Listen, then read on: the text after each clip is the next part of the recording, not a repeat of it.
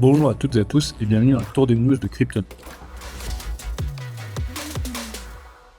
Nos amis et voisins belges vont être ravis, le pays se met enfin à la page crypto. Effectivement, du coup, la Bpost, le service de poste belge, a dévoilé son premier timbre crypto, son premier donc NFT. Il aura fallu attendre quelques années pour que la Belgique et donc le service de la poste se mettent à jour, mais c'est fait. Le premier timbre qu'on peut retrouver en jumeau NFT, donc ça reste un terme classique avec lequel vous pouvez envoyer un courrier classique, mais vous pourrez trouver son jumeau NFT en ligne et vous pourrez du coup, par la suite, il y en aura d'autres, collectionner les timbres NFT qui existeront. Donc pour le premier, comme vous pouvez le voir, il s'agit d'un dragon avec la date de l'année et le pays. Pourquoi un dragon ? Tout simplement parce que nous sommes cette année l'année du dragon sur le nouvel an chinois. Donc c'est ce choix-là qui a été fait. Comme pour chaque nouvelle de démocratisation des cryptos et des NFT, c'est une très bonne nouvelle selon nous, parce que ça permet une plus grande adoption de la technologie.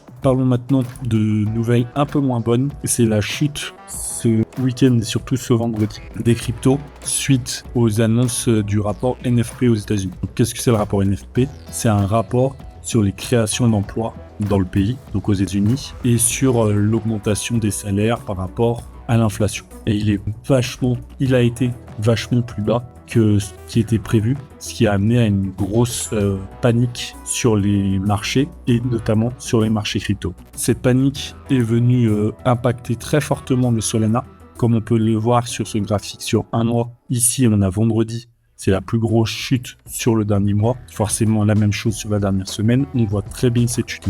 La bonne nouvelle, c'est que cette chute n'a été qu'un rebond final. Et ce week-end a permis de légèrement corriger cette chute, de rebondir autour de 122. Malheureusement, comme vous pouvez le voir, il n'a pas réatteint son prix qu'il avait la semaine dernière. Il reste vachement plus bas. Sur les 24 heures, on voit que ça ne bouge pas vraiment. Une légère fluctuation. Il passe autour de 130, redescend à 127, 128. Mais il ne va pas vraiment partir dans un sens ou dans l'autre. Comme on l'a dit, le Solana ayant rebondi autour de 122, si jamais il repart à la baisse, rien d'inquiétant non plus, il va sûrement retester son rebond autour de 122-120, donc pour ensuite repartir à la hausse. Donc ça reste une petite assurance dans ce marché baissier. Le Bitcoin n'a vraiment pas fait mieux, avec une baisse de 8% en une semaine, comme on peut le voir là.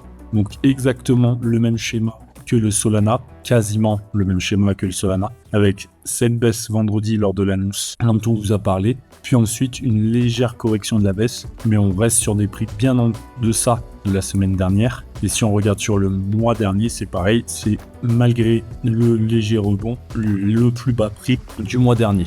Est-ce que cependant, ça remet en question le bull run dont on vous a parlé la semaine dernière et qui devrait arriver à la fin de septembre? Pas forcément. Et comment on s'en rend compte, c'est que malgré le fait que le marché s'en panique, que beaucoup de petits investisseurs vendent à la hâte, eh bien les baleines, elles, donc tous les portefeuilles détenant au moins 10 bitcoins, elles continuent d'investir.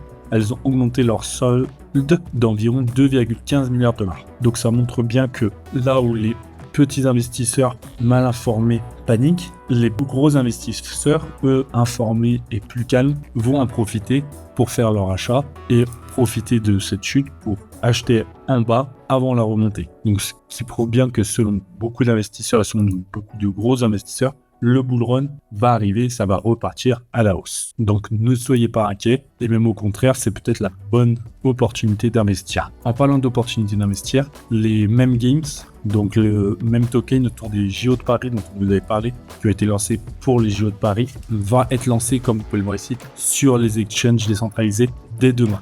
Donc si vous n'avez pas eu l'occasion de vous y intéresser, on vous laisse revoir la vidéo qu'on a fait dessus et allez voir en commentaire le lien épinglé. Mais il vous reste moins de 24 heures pour vous intéresser à ce meme coin qui permettra donc à la fois d'être un meme coin de stacking, mais aussi un meme coin play to earn où vous pouvez parier sur vos mèmes préférés dans des affrontements semblables aux épreuves des JO. Vous pourrez donc choisir votre mème et si votre mème gagne la course ou l'affrontement, eh bien vous remportez des récompenses. N'hésitez pas à aller voir, comme je vous disais, dans les liens en commentaire, mais si vous êtes intéressé, dépêchez-vous, il vous reste moins d'une journée avant de pouvoir profiter de cette occasion et d'un prix bas avant que celui-ci ne soit multiplié par 2, par 5, voire par 10 Merci à toutes et à tous d'avoir suivi le tour des news.